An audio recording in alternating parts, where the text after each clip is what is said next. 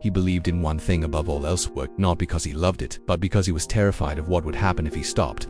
Growing up with money always being tight, Mark Holloway promised himself he'd build a different life, a life where his family would never have to worry. By 42, he was a senior director at a huge logistics firm. His phone buzzed before sunrise and long after midnight. Airports felt more like home than his own living room. His wife Alina used to tell him, "You work like you're running from something." He'd just smile and say, "I'm running for you." But eventually, she stopped saying anything at all. His daughter, Lily, was 8. She had a habit of leaving sticky notes on his briefcase. "Good luck today, Daddy. Don't forget me." He'd find them, smile, tuck them away, but he never slowed down.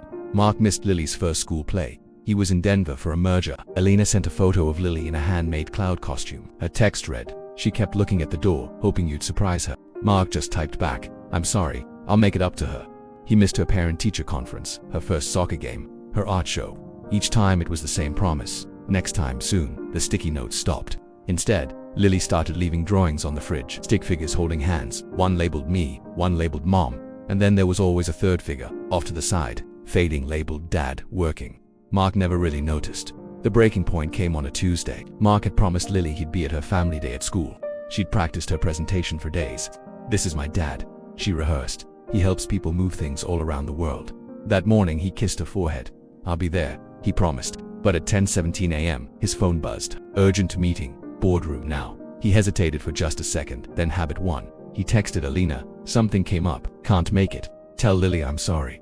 In Lily's classroom, parents filled the tiny chairs. Lily stood by the door, waiting. Her teacher gently told her, "Sweetheart, you can start without him." Lily just shook her head. "He said he'd come." The other kids presented, but Lily stayed silent. When her teacher asked again, her eyes filled with tears. "No," she whispered, "he needs to see it." That night, Mark came home late. But instead of a quiet house, he found a trail of drawings leading to Lily's room. A house, a little girl, a big empty chair. He followed them to her room. She was sitting on her bed holding a shoebox. "Daddy," she said softly, "I made something for you." She opened the box. Inside were folded papers. "Open them," she said. He picked one up. It was a drawing of her on a stage. Another showed her with a soccer ball. Another, in a hospital bed with a bandaged knee. On every single one, there was a small empty space right beside her. And at the bottom of every page, she had written, "You weren't there."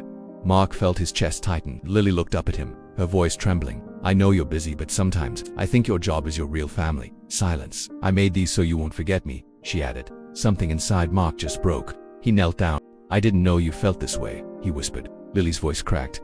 "You always say you work for us. But I just want you." Alina stood in the doorway. "She doesn't need more toys, Mark. She needs her father." For the first time, Mark truly saw what his ambition was costing him. That night, he didn't open his laptop. He just sat on Lily's bed until she fell asleep, her small hand in his. The next morning, he walked into his CEO's office. "I need to change my schedule," he said. "No more 70-hour weeks. No more constant travel." The CEO warned him it could affect his position. Mark just nodded. "I know what it already means for my daughter." He stepped down. The pay went down. The prestige vanished, but something else returned.